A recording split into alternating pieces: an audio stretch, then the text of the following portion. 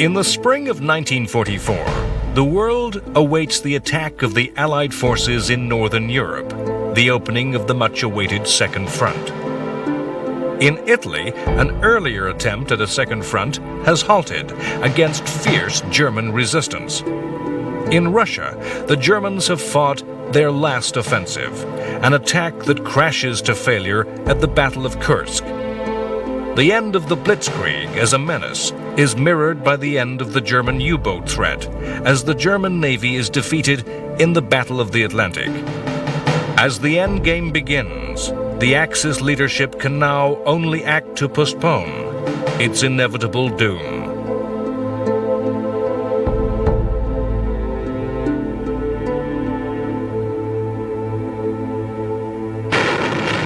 The previous autumn, the Italian advance of the Allies had stopped before the town and hill of Monte Cassino.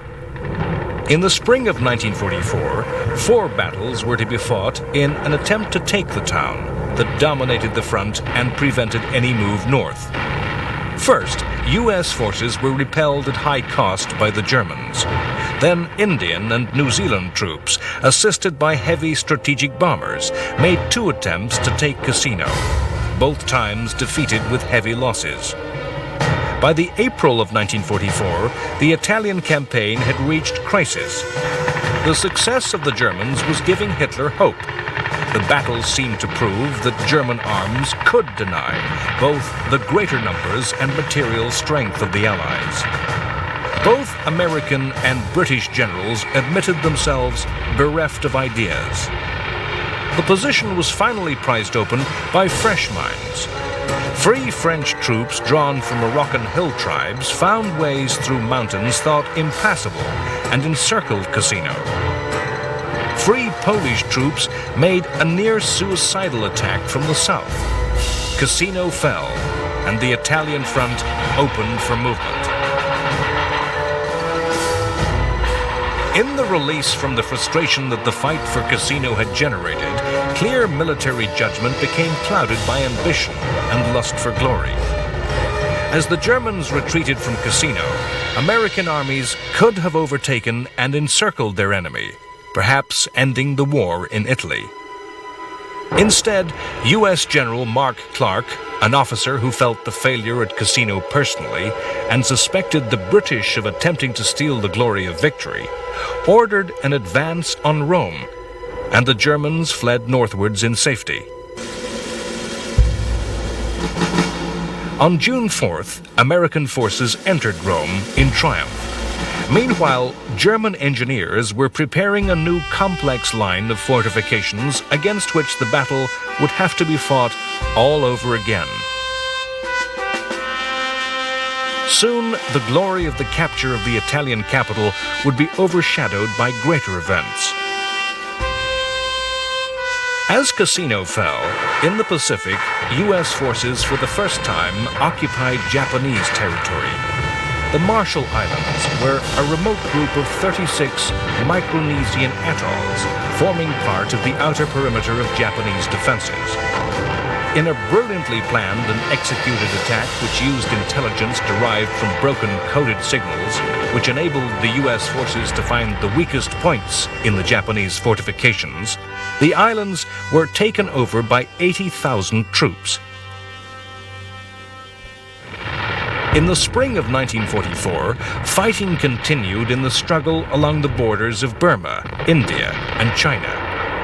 British Empire forces were on the defensive against renewed Japanese attacks. Based on the adage that attack is the best form of defense, the Japanese had mounted an offensive to preempt a British and U.S. invasion.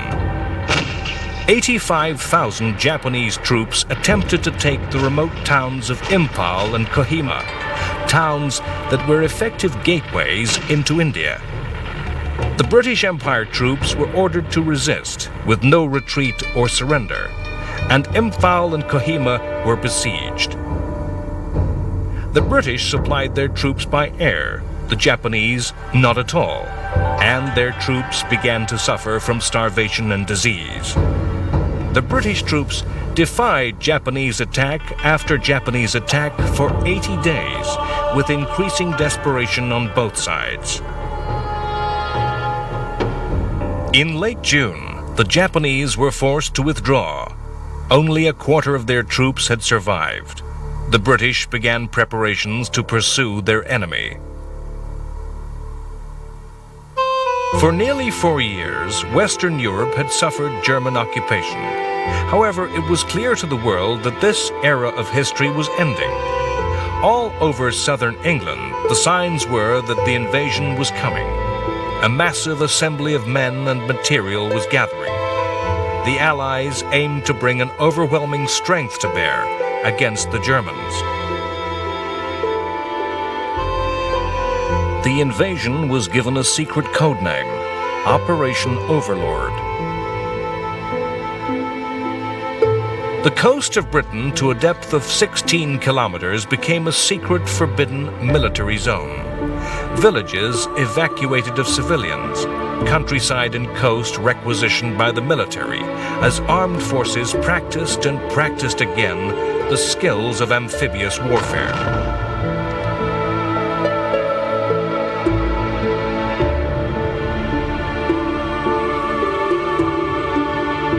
Britain itself was sealed, all foreign travel forbidden.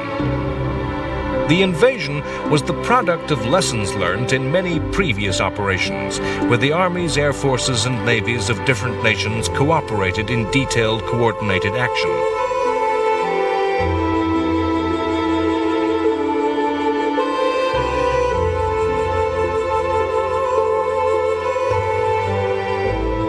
At the top of the organization was United States General Dwight D. Eisenhower.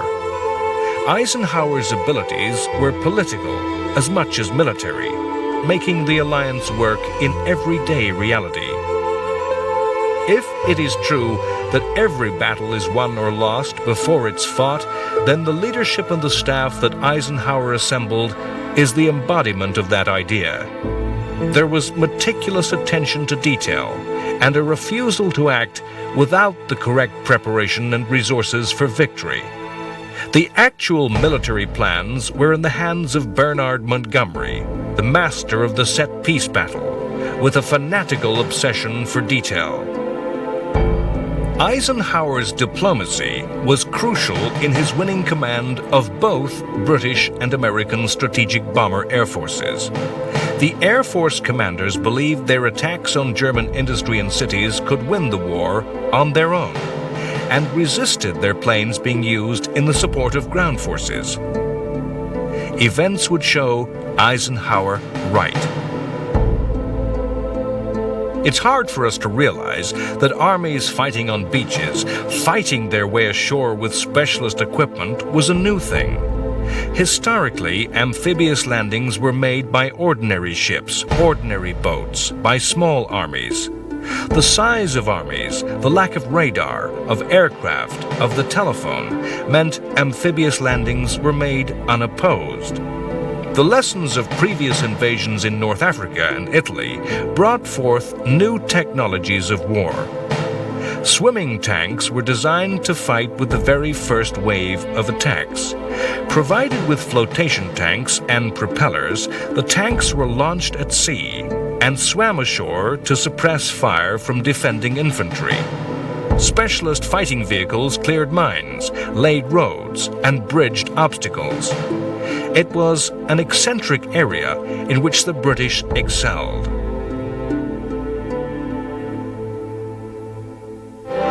The Allies' preparations and rehearsals, though, could not be hidden. It was not hard for the Germans to guess which beaches could be targeted for landing. It was obvious that the invasion would be mounted within the range of fighter cover from planes flying from England. It was not difficult to determine when time, tide, and weather would be right. Two broad strategic options lay open to the Allies. First, to attack across the English Channel at its narrowest, to land near Calais. This would be an obvious move. Once established, Allied forces would have a short thrust into southern Germany. The alternative would be to attack in Normandy, further to the west. The Allied forces mounted a complex campaign of deception aimed at fooling the Germans into thinking that an invasion was to fall on Calais, when in fact the attack was to be made in Normandy. A phony military formation was created, the 1st U.S. Army Group. This imaginary unit was based opposite Calais. The Germans were able to listen in to signals passed between fictional units. Vast arsenals of weaponry could be spied by German reconnaissance, inflatable tanks, and dummy aircraft.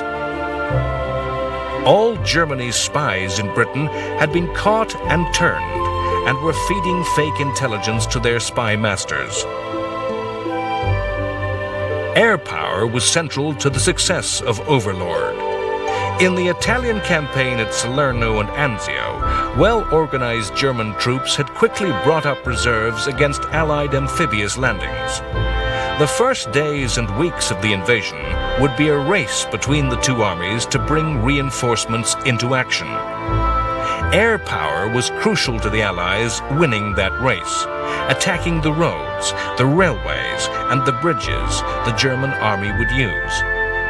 In April and May 1944, more than 11,000 aircraft of all types flew 200,000 sorties against targets in France. Communications, airfields, military bases, coastal guns, and radar stations. The railway system of northern France was almost entirely destroyed.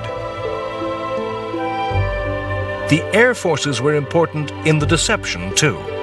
3 times as many bombs were dropped in the east aimed at the Calais region as were dropped near to the true Normandy target. The Luftwaffe was entirely overwhelmed. It had a mere 300 aircraft to match 11,000 of the Allies. The disruption wrought by the Allied air forces was complemented by the actions of the French resistance. The armed resistance, the Maquis, was not strong enough to take on the German army, but through acts of sabotage and diversionary attacks, they disrupted German communications, preventing the rapid reaction that could have halted the invasion on the beaches.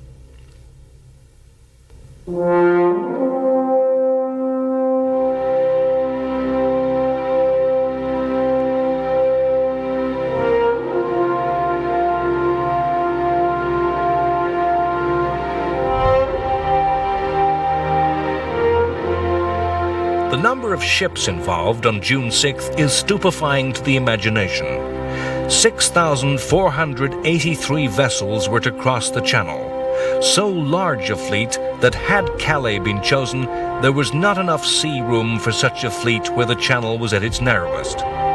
The fleet included 4,000 landing craft and hundreds of specially adapted transport ships and stretched from horizon to horizon in every direction. 7 battleships, 23 cruisers, and more than 100 destroyers accompanied the troop transports. On D-Day, these ships engaged the German coastal guns. Germany had but 4 destroyers and 39 motor torpedo boats. Germany's plans to resist invasion were no less detailed. Allied troops were to be met on the beaches by a formidable line of bunkers and coastal guns, the Atlantic Wall. The defenses were organized by Erwin Rommel. He intended any invader to be pinned down on the landing beaches by what were called the static divisions manning the forts, and then hit by a mobile reserve of panzer forces held inland. The Germans stripped the French Maginot Line to build the Atlantic Wall. They laid millions of mines and devised cunning traps and obstacles for landing craft and tanks. The destruction of the coastal defenses by the warships needed daylight. The landing craft needed low water, early in the morning, and the airborne attacks to be made at night needed the full moon. This narrowed the date for D-Day to the 5th, 6th, or 7th of June. Bad weather on the 5th caused the attack to be put back 24 hours. The first forces to land in France did not storm ashore from landing craft. Rather, they arrived in the early hours of the morning of the 6th. Landings were made by over 23,000 parachute and glider troops. The airborne landings were made on the flanks of the invasion zone to protect the beaches from counterattack, whilst the seaborne forces established a bridgehead. The ground forces were delivered to 5 landing beaches. In the east, 2 areas, codenamed Utah and Omaha, were the responsibility of the American forces. The experience of fighting on the 2 beaches was very different. On Utah Beach in the far west, the American forces met perhaps the weakest of German troops. 3 battalions of infantry defending the beaches surrendered without firing barely a shot. The Utah casualties of 197 were the lowest of any on the day of the invasion, in comparison to the 23,000 who came safely ashore. In contrast, the U.S. forces landing on Omaha underwent the very worst of ordeals endured by any troops on June 6th. The U.S. 1st Division came ashore to be met by perhaps the very best troops that the Germans had stationed on the coast. The American soldiers landed on beaches overlooked by cliffs, beaches onto which the Germans were able to direct murderous artillery fire. At Omaha, the swimming tanks were launched too soon, and many foundered in heavy seas. Without the support of these tanks, the infantry on the beach was vulnerable to German infantry in fortified positions.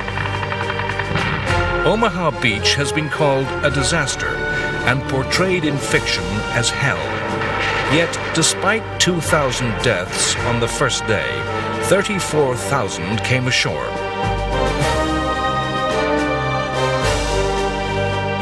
British forces attacked to the east on beaches codenamed Gold and Sword. On Juno Beach, the invaders were Canadian. On all 3 landing zones, the German defenders were not the best and were thinly spread. On Sword and Juno, the landings were made easily against little opposition. Before midday on June 6th, the troops were able to join up with the airborne forces dropped in the rear of the Germans. Overlord was a complex operation, dependent upon every element playing its part. On Gold Beach, a failure of the naval bombardment to suppress all German fortifications and the swimming tanks becoming separated from the infantry meant that the British took heavy casualties.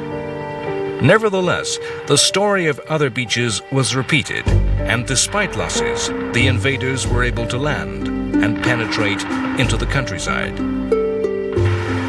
An important lesson of the fighting in Italy was the need to maintain a safe and plentiful line of supply. The Allies needed to bring supplies and reinforcements ashore faster than the Germans could move the same over land by road and rail. The Overlord plan involved capturing the French port of Cherbourg, but 2 technologies were developed that enabled the Allies to have a secure supply. Allied civil engineering became as inventive as any work in radar or electronics. A floating harbor system was built out of concrete, codenamed Mulberry and weighing 1.5 million tons. The harbors were floated across the channel in parts and then sunk into place to provide an instant port. Later in the campaign, a flexible oil supply pipe was laid under the sea to deliver a constant flow of fuel.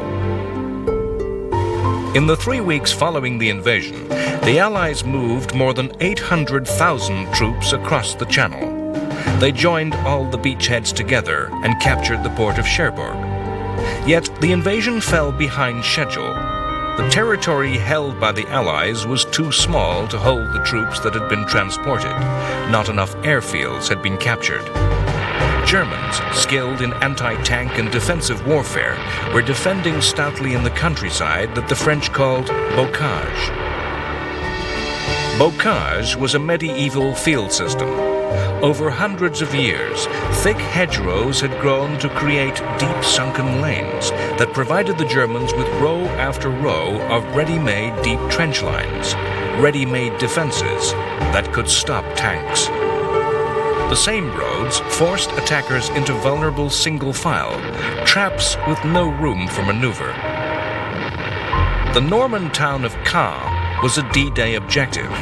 3 weeks after D-Day, it was still German-held. As long as the Nazis held the town, they denied access into the countryside to the south, where the bocage ended, and tanks could maneuver with freedom. It was countryside where airfields could be built. Repeatedly, British and Canadian soldiers threw themselves against Caen, only to be repulsed. British General Montgomery took the ruthless decision to call in the heavy bombers of the Strategic Air Forces. Caen was to be liberated by being bombed into ruins. On July 7th, the Royal Air Force and United States Army Air Force systematically demolished Caen.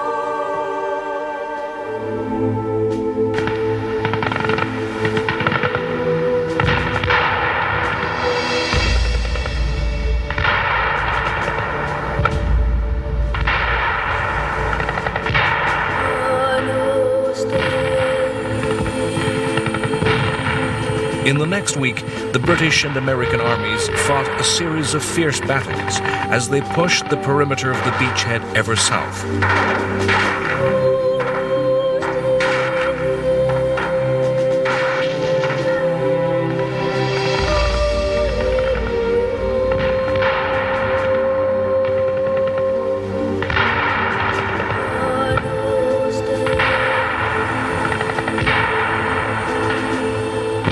Repeatedly, the strategic bombers carpet-bombed German positions.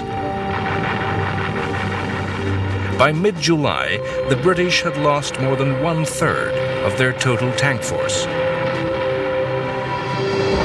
The American army in the West, following extensive carpet bombing, finally broke through.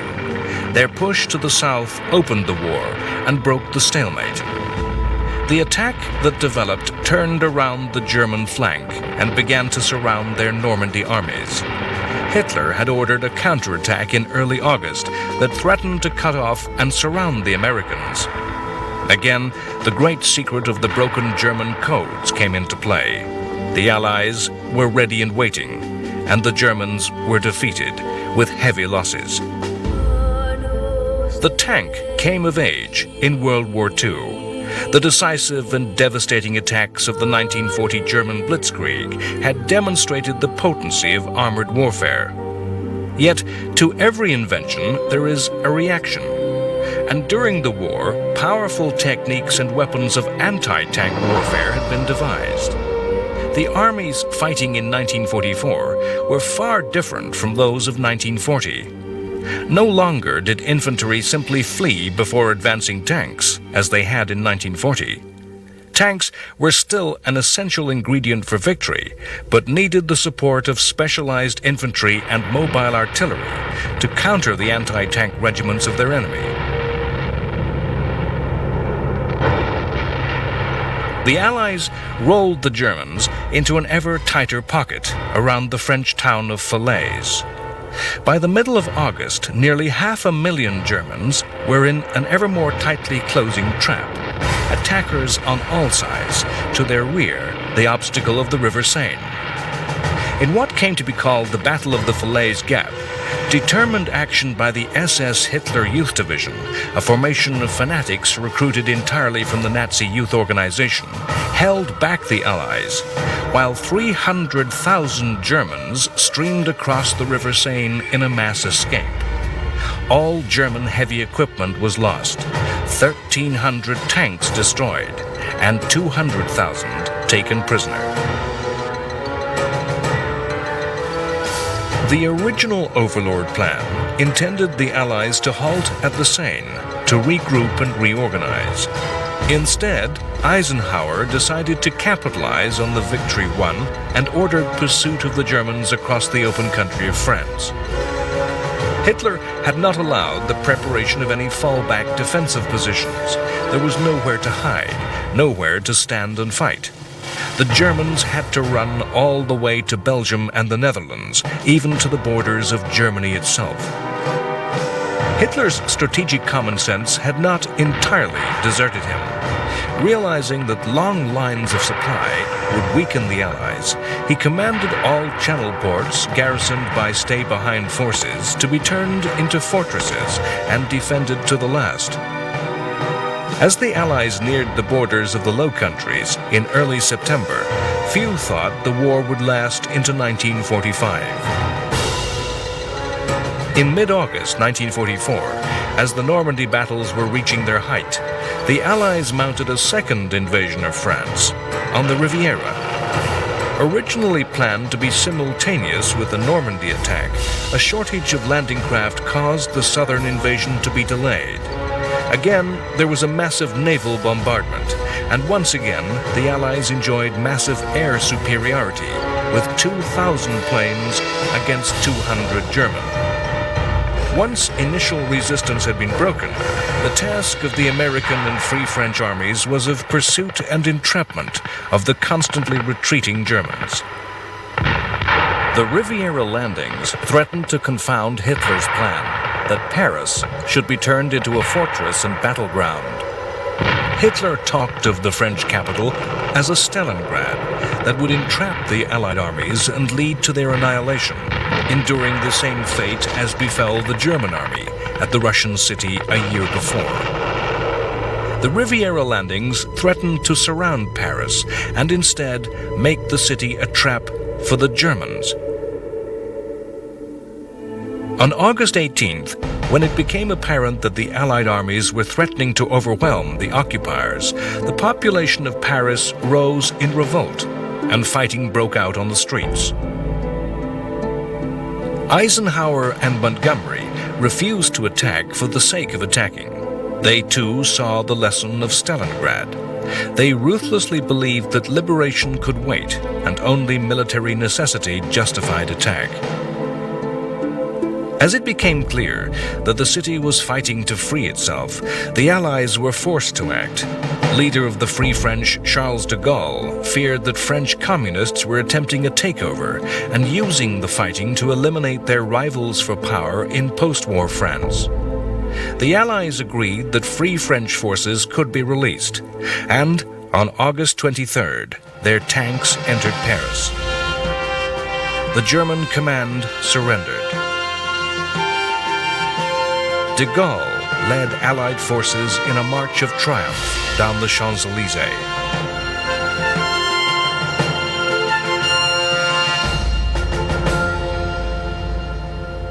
In the complicated timeline of World War II, it's possible that the smallest of human actions might have ended the war and saved many hundreds of thousands of lives. On July 20th, there was an assassination attempt upon Hitler. An officer on Hitler's staff, Klaus von Stauffenberg, a German patriot and war hero, planted a bomb in a meeting attended by the dictator. Fortune was at Hitler's side that day. The meeting changed location to a building that minimized the effect of the blast. Another officer, just wanting to get a closer look at a map, moved the bomb behind a heavy table. Hitler had moved from his usual place in the room. Though 3 died, Hitler survived unhurt and came to believe that his survival was the portent of a greater historical destiny. The group of soldiers and civil servants that had hatched the plot were arrested and sadistically executed. The plotters included Erwin Rommel, who was told to commit suicide or his family would be sent to concentration camps. So the war continued, and Hitler came to believe in miracles.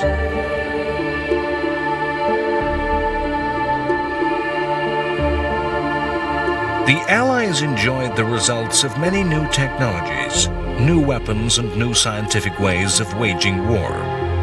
This war of invention was not one-sided. Germany was one of the world's leading scientific nations, and the German armed forces enjoyed the use of futuristic weaponry.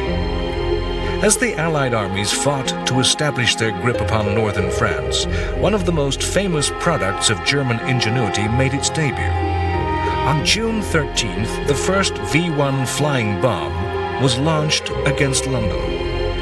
The V-1 was the prototype cruise missile, a pilotless jet aircraft with automatic guidance that was both ground and air-launched. In the next 2 weeks, nearly 2,500 of these missiles were fired. The flying bombs brought the return of terror to London, worse than the conventional air raid, as attacks were constant. There was no warning, no all clear, no release of tension. As in 1939, children and the vulnerable were evacuated. Some of the missiles were destroyed by anti-aircraft artillery. The fastest of fighters could catch and shoot down the V-1, but this needed courage from the pilot, as the missile exploding frequently destroyed the attacking fighter. Some Spitfire pilots developed a daring technique of flying alongside the V-1, wing to wing, and then placing a wing beneath that of the V-1, tipping the missile into a tumbling dive. In September 1944, mysterious and massive explosions began to occur all over the British capital. A thunderclap of destruction would be followed by a roaring noise that shocked and dazed survivors, likened to that of a speeding train. The explosions were attacks by a new German secret weapon, the V-2. The V-2 was the first ballistic missile. The roar that followed the explosion was the sound of the supersonic missile arriving after the detonation. The government hid the truth. Official news talked of gas explosions. It was 2 months after the first V-2 attack that the government admitted the new weapon existed. There was no defense against the V-2. The missile took less than 3 minutes to fly to Britain.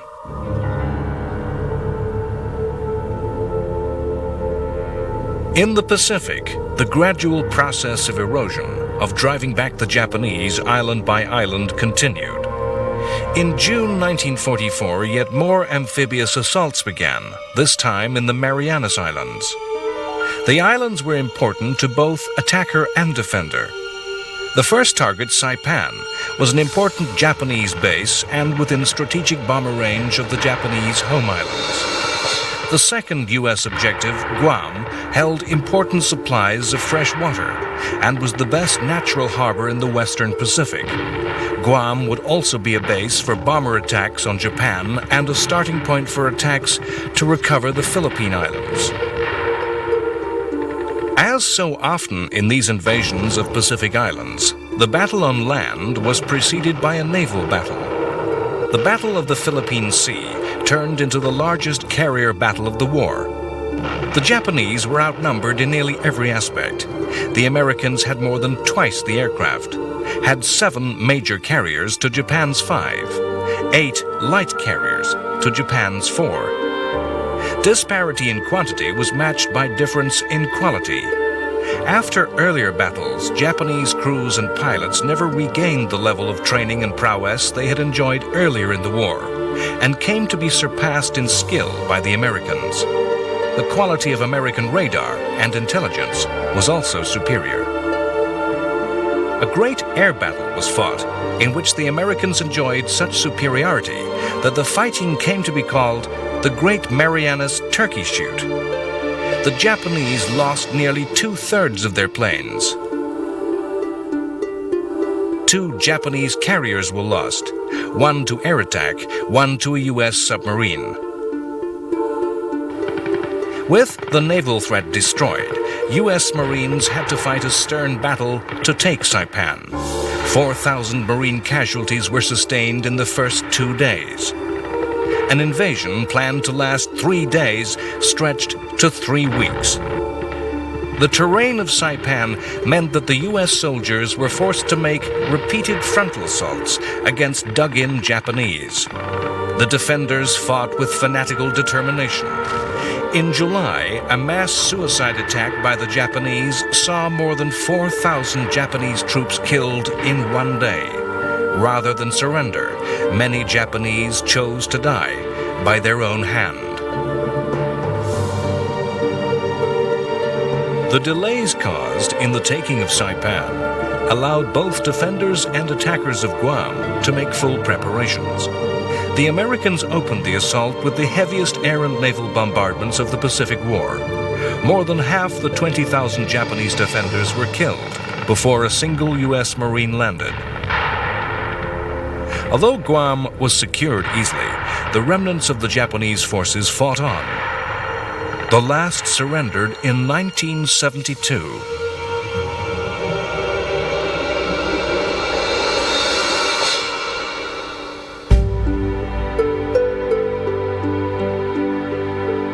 As soon as the Marianas were secure, the U.S. Army Air Force began to turn the islands into bases to attack the Japanese. The raids were to be borne on the wings of a new aircraft, the B-29 Super Fortress. The B-29 was a huge aircraft that could carry a heavier bomb load at greater range than any other aircraft.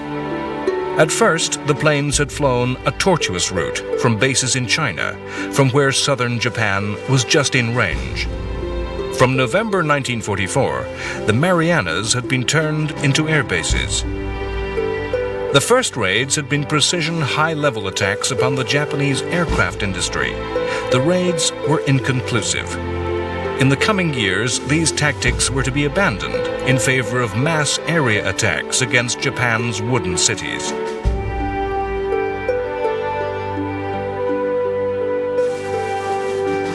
When ordered to retreat from the Philippine Islands in 1942, U.S. General Douglas MacArthur had famously promised to return.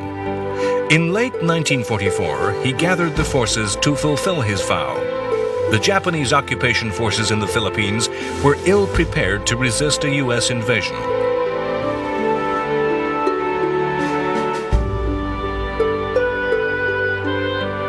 Japan had entered the war in 1941 fully mobilized, with as many men as possible in uniform and industry at near capacity. The United States Navy had imposed a tight blockade around the Japanese islands that severely restricted Japan's capacity to wage war. In contrast, the U.S. Navy enjoyed an embarrassment of riches, able to draw from a well of near-bottomless resources.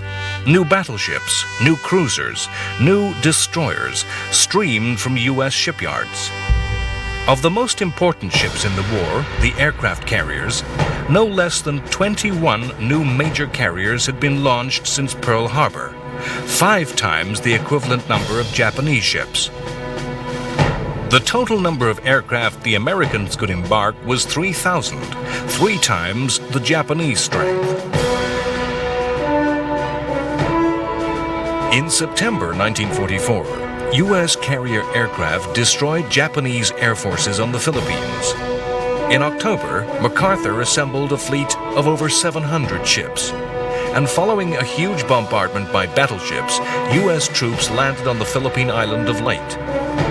Japan responded with the dispatch of a massive naval force. The Battle of Leyte Gulf, as the battle was to be called, remains the largest naval battle in world history. The Japanese plan was for their aircraft carriers to lure away the American carriers from the landings. Meanwhile, a separate force of Japanese battleships would attack the troop transports and the landed forces. The Battle of Leyte Gulf has been described as the last throw of the Imperial Japanese Navy. Effectively, every major warship that remained to Japan was thrown into the gamble. The last reserves of ships, men, and aircraft were deployed to effect a decisive battle. The battle was, at the same time, a carrier battle, where the air forces of the 2 carrier fleets engaged each other and the enemy carriers. And it was traditional battle fleet engagement, where big gun battleships fought each other in duels of naval artillery. The battle was complex, as the 2 fleets divided their forces and searched for their enemy amongst the scattered Philippine islands. Admirals on both sides lost their nerve then found renewed determination. Massive Japanese battleships, the largest in the world, surprised light U.S. carriers, which fought courageous actions against opponents many times their weight. Destroyers attacked each other or mounted audacious attacks on much heavier ships. Ships were lost by both sides at Leyte, but the fortune of war smiled on America, and the result was a naval triumph which ranks as a victory alongside Trafalgar, as the U.S. Navy destroyed the Japanese. All 4 Japanese carriers and 2 of the battleships were sunk. Japanese Admiral Nishimura went down with his ship. With the naval battle resolved, the fighting on land began. MacArthur spectacularly waded ashore before the newsreel cameras. Further inland, 70,000 Japanese and 15,000 Americans died in the battle to establish a bridgehead. The Japanese failed to throw back the invaders, and a long battle for liberation began. It was at Leyte that a new word passed into the languages of the world: kamikaze. A kamikaze attack was a suicide attack by a pilot crashing his plane loaded with explosive onto an enemy warship. Throughout the war, in rage or fanatical desperation, Japanese aviators had crashed onto their enemies. It was at Leyte that the kamikaze attack became an official tactic. The kamikaze drew on Japanese mythology. The word kamikaze meant divine wind, and referred to a miraculous tempest that suddenly arose to destroy a Chinese invasion fleet approaching the defenseless shores of medieval Japan. Kamikaze attacks were not always by aircraft. Japan was to deploy midget submarines, human-piloted torpedoes, and even small manned rockets in suicide attacks. It was the converted fighter aircraft that were to be the most effective. At Leyte, a U.S. carrier and an Australian cruiser were to be the first victims of the divine wind.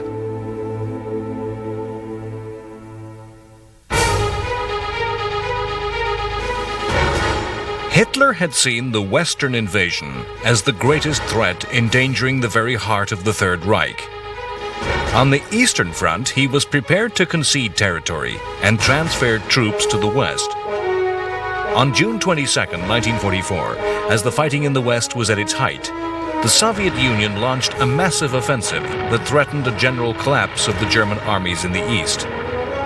Operation Bagration, named after a hero of the wars against Napoleon, was a huge attack. The numbers told heavily against the Germans.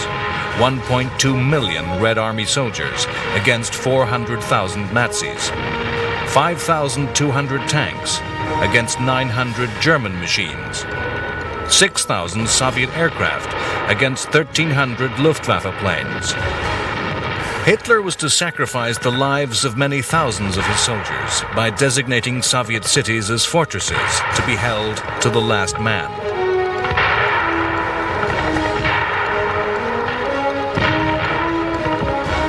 In just 5 weeks, the Russian armies advanced nearly 750 kilometers. By the end of July, the Red Army was 20 kilometers from Poland's capital, Warsaw. As happened at Paris, the population of the Polish capital, with the sound of Russian guns echoing over their city, rose in revolt. The Russians did nothing. They drove attacks to the south, into the Balkans, fighting in Bulgaria, Romania, and Hungary, and north into the Baltic states. Meanwhile, the Germans systematically destroyed Warsaw and killed more than 200,000 Poles. The Russians were already looking forward to the post-war order. The attacks to the north and south, rather than towards Berlin via Warsaw, were aimed at placing those states within the communist orbit. The Germans were allowed to destroy the Poles, to create a space that the Soviets would fill. The war aim of the Allies seems at first simple: the destruction of Nazism, the rolling back of Axis conquests, the liberation of enslaved peoples. Already in late 1944, the signs were there to see that the post-war world would not be a place of simple, straightforward certainty. In October 1944, a British army re-entered Greece. The occupation of Greece had crumbled since the capitulation of the Italians in late 1943. Control had passed to the Germans. Italian weapons had fallen into the hands of Greek resistance fighters, including the Greek communist partisans, the E11. The Germans had resorted to ever more harsh reprisals to maintain their rule. In October, the Germans took the decision to abandon Greece, and the Greek government returned with the help of British troops. The British stepped into a minefield of passionate and violent politics. In December, a demonstration in Athens by Greek communists turned into fighting as they were opposed by supporters of the returned government. In days, the British army was fighting E11 in the streets.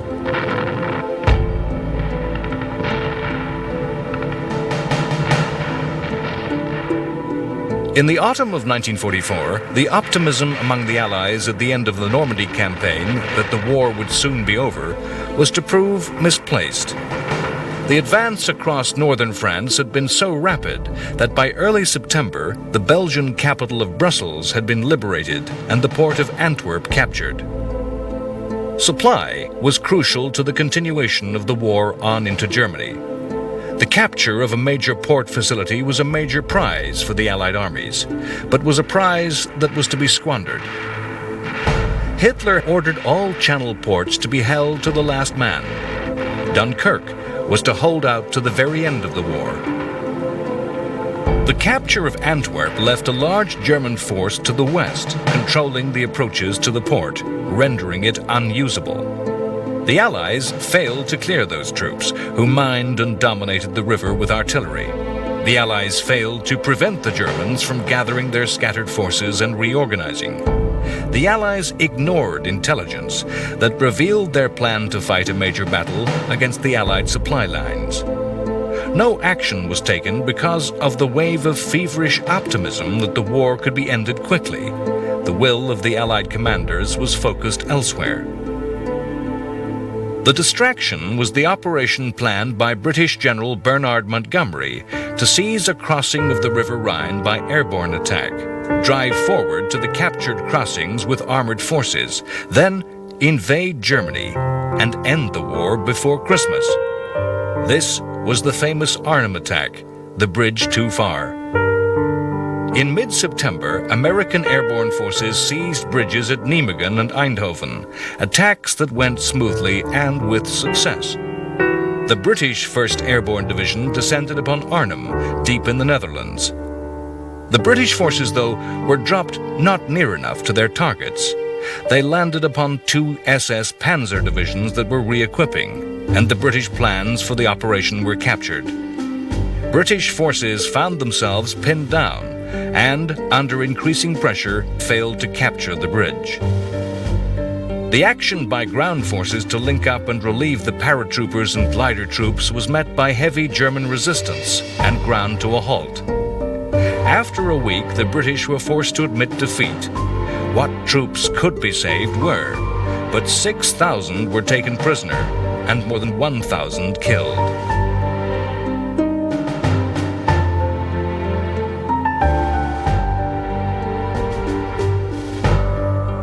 Arnhem was not a decisive defeat in itself, but the operation took Allied attention away from the situation at Antwerp. The failure to mount a simple mopping-up operation and make Antwerp port operational was to lengthen the war. After the chaos at Arnhem, the Allies had to fight a series of difficult actions against the German forces that had taken the opportunity to reinforce and prepare. The battles were fought across the flooded and waterlogged Low Countries. Attacks had to be made by commandos with amphibious vehicles. Canadian armies had to make repeated charges across open ground against prepared German artillery, surrounded by dense infantry defenses. Pillboxes and strongpoints had to be taken one by one in close infantry action. the towns of the region had to be cleared in fierce street fighting. In the midst of all this, engineers and naval minesweepers had to clear the mines and booby traps with which the Germans had filled the waterways. It was not until late November, more than 80 days after its capture, that Antwerp was brought into action. A desire for victory, of an end to the fighting, only condemned Europe to enter another year of war. Next time, on World War II, The Complete History, in a desperate attempt to save Germany, Hitler attempts to repeat the triumph of 1940 with attacks through Belgium in what history comes to call the Battle of the Bulge. The Germans collapse in the east, and Russian armies enter Germany. They encounter Auschwitz, and the full evil of Nazism becomes known to the world.